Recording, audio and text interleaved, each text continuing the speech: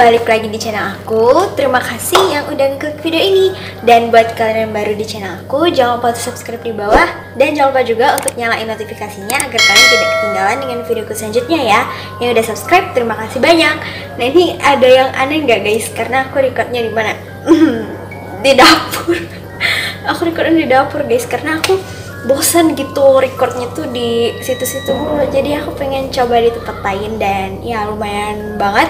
Lightingnya juga dapet dan latarnya ya nggak buruk-buruk banget, jadi masih normal lah. Dan aku recordnya ini sambil berdiri loh guys, jadi bisa sambil goyang-goyang gitu. Nah jadi ya di bawah santai aja, jadi nggak tegang-tegang banget. Oke, jadi di video kali ini emang rada nggak serem. Jadi aku di video kali ini bakalan ngebahas tentang beberapa ciri kehidupan dari psikopat guys, alias pembunuh berantai. Nah pasti kalian udah nggak asing lagi yang namanya psikopat atau pembunuh berantai guys, karena aku sering banget ngebahas tentang psikopat dan pembunuh berantai di video-videoku sebelumnya. Jadi buat kalian yang mau nonton bisa scroll ke bawah, atau misalnya aku taruh di iCard aja, bisa kalian klik langsung.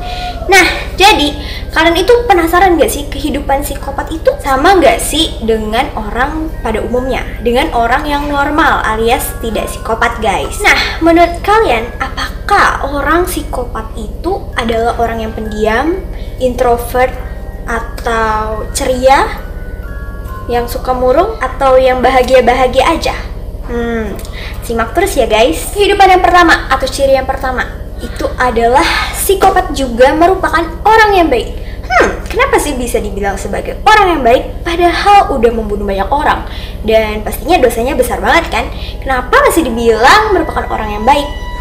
Simak dulu uraiannya ya guys. Nah, kenapa sih bisa dibilang kalau psikopat itu merupakan orang yang baik? Karena ada kisahnya loh guys. Jadi guys, ada seorang gadis yang berasal dari Amerika Serikat yang mempunyai ayah alias orang tuanya sendiri itu adalah psikopat guys, atau pembunuh berantai yang sudah membunuh 10 orang dalam kurun waktu 31 tahun guys. Anaknya ini sampai benar-benar nggak percaya banget kalau ayahnya itu adalah seorang psikopat, karena ayahnya ini merupakan orang yang baik dan pastinya suka memberikan nasihat-nasihat kepada anaknya ini guys. Jadi kayak suka bilang, kamu gak boleh kayak gini ya, itu buruk. Pokoknya selalu ngingetin hal yang mana yang baik dan juga yang mana yang buruk. Begitupun juga dengan istrinya guys. Jadi istrinya ini benar-benar shock banget ngeliat kalau misalnya suaminya ini adalah seorang psikopat guys, atau pembunuh berantai. Karena diketahui bahwa suaminya ini tuh baik banget sama istrinya guys. Dia nggak pernah main tangan atau kekerasan. Jadi istri dan anaknya ini benar-benar tidak menyangka sama sekali kalau ayahnya atau suaminya itu merupakan seorang psikopat guys. Nah hingga pada akhirnya ayah dari gadis tersebut harus mempertanggungjawabkan perbuatannya. Jadi ia ditangkap dan dipenjara guys. Nah setelah mendengar kejadian tersebut, apakah kalian masih mau mikir kalau psikopat itu merupakan orang yang jahat?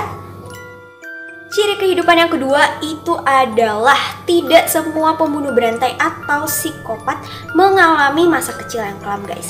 Kalau misalnya di videoku sebelum-sebelumnya kalian bisa scroll tentang psikopat atau pembunuh berantai, itu mungkin sebagian besar ya berkaitan tentang trauma masa kecil atau mempunyai masa kecil yang kurang bahagia, atau ya trauma lah bisa dibilang ya guys. Tapi perlu kalian ketahui bahwa tidak semua psikopat atau pembunuh berantai itu mengalami masa kecil yang kurang bahagia atau trauma masa kecil guys. Tetapi faktor pendukungnya yang lain adalah depresi guys. Depresi yang ia alami pada masa remaja atau pada masa dewasa. Kalau depresi pasti berkaitan dengan pembalasan dendam, mempunyai dendam, murung ya, kayak gitu ya guys. Jadi biasanya orang yang mempunyai depresi ini meluapkan emosinya atau untuk membalas dendam lah, untuk membalas dendam kepada semua orang dengan cara menyakiti atau membunuh orang guys. Nah setelah dia meluapkan emosinya tersebut dengan menyakiti atau membunuh orang lain, itu bisa membuat dia bahagia, bisa membuat dia senang, bisa membuat dia lega, tenang, dan lain-lain. Nah jadi belum tentu psikopat atau pembunuh berantai itu memiliki atau mengalami masa kecil yang kurang bahagia atau trauma masa kecilnya guys. Pembahasan yang ketiga itu adalah semua pembunuh berantai itu tidak bisa disembuhkan, atau seorang psikopat itu tidak bisa disembuhkan, melainkan bisa dikontrol atau dikendalikan, guys. Seorang ahli psikolog yang bernama Dr. Nigel Blackwood mengatakan bahwa pembunuh berantai atau psikopat itu tidak takut akan hukuman seperti orang pada umumnya, guys. Nah, kalau misalnya nih kalian normal, kalau misalnya kalian melakukan kesalahan, itu pasti takut kan? Takut akan kesalahan yang kalian telah lakukan. Tapi beda nih dengan psikopat. Jadi kalau misalnya dia ngelakuin kesalahan, dia itu tidak takut, alias dia itu seneng gitu, guys, karena sudah melakukan kesalahan tersebut. Ya, contohnya seperti membunuh atau menyakiti orang lain. Nah, tetapi Dr. Nigel mengatakan bahwa seorang pembunuh berantai atau psikopat itu bisa dikontrol atau dikendalikan agar tidak menyakiti atau membunuh orang lain, guys. Yaitu dengan cara, ya intinya itu mengubah perilakunya itu menjadi perilaku yang lebih baik lagi. Ya, mungkin memang ada kemungkinan dia bisa membunuh orang lagi, tetapi kecil kemungkinannya.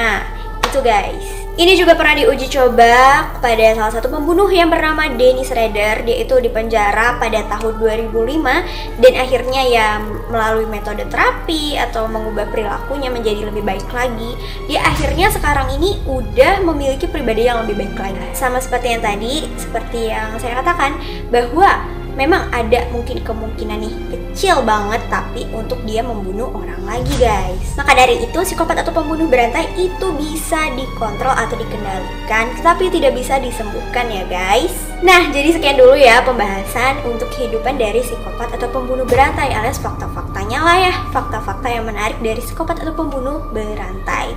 Nah, kalau misalkan kalian suka dengan video ini, jangan lupa untuk kasih like-nya, komen, dan juga subscribe ya, guys. Dan ya, sampai jumpa di lain hari. Dol